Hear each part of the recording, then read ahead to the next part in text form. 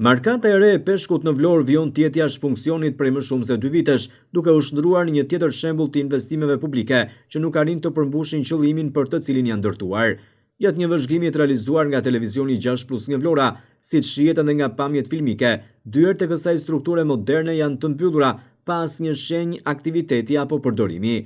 Bëhet fjalë për një investim publik i ndërtuar për t'u administruar nga bashkia, i cili sot paraqitet thjesht dhe një godinë e re, por pa funksion real në shërbim të komunitetit. Pavarësisht përfundimit të punimeve dhe promovimit të një projekti strategjik për zhvillimin e sektorit të peshkimit, Markata nuk ka hyrë asnjëherë plotësisht në funksion. Markata e re e peshkut është ndërtuar si një strukturë moderne me një sipërfaqe prej rreth 1300 m2, e pajisur me 14 dhoma frigoriferike, ambiente për përpunim, ruajtje dhe tregtimin e produkteve të detit, si dhe me infrastrukturë që plotëson standardet bashkëkohore higjieno-sanitare. Qëllimi i saj kryesor lidhet me kushtet optimale për sigurinë ushqimore, formalizimin e tregut të peshkut dhe rritjen e kapaciteteve magazinuese për peshkatarët e zonës. Fal pozicionit të saj strategjik e integruar me portin e peshkimit dhe portin e ri tregtar të Vlorës, kjo markat ishte menduar të funksiononte sipas standardeve të Bashkimit Evropian, duke i hapur rrugë jo vetëm përmirësimit të tregtimit vendas,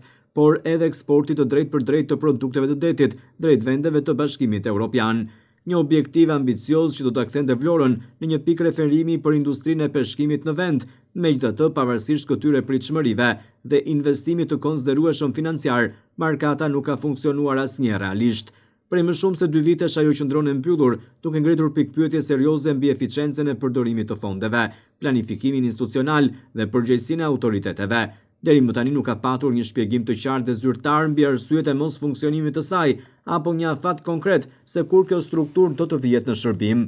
Peshkatarët e zonës shprehen të zhgënjur pasi ky investim do të lehtësonte ndjeshëm punën e tyre, do të garantonte kushte më të mira për ruajtjen dhe tregtimin e peshkut, si do të eliminonte tregtinë informale që vazhdon të mbizotrojë. Për ta, Markata e peshkut përfaqësonte një shpresë reale për rritjen e të ardhrave dhe përmirësimin e kushteve të punës, por deri më tani kjo shpresë mbetet e paralizuar. Sot kjo godinë e re dhe moderne perceptohet nga shumë qytetarë si simboli i projekteve të papërfunduara në praktik, ku miliona lekë janë shpenzuar, por shërbimi në komunitet mungon. Një investim i menduar si motor zhvillimi për sektorin e peshkimit dhe ekonominë lokale të Vlorës, por që vijon të mbetet i mbyllur, ndërsa peshkatarët dhe qytetarët presin ende një zgjidhje konkrete dhe funksionale.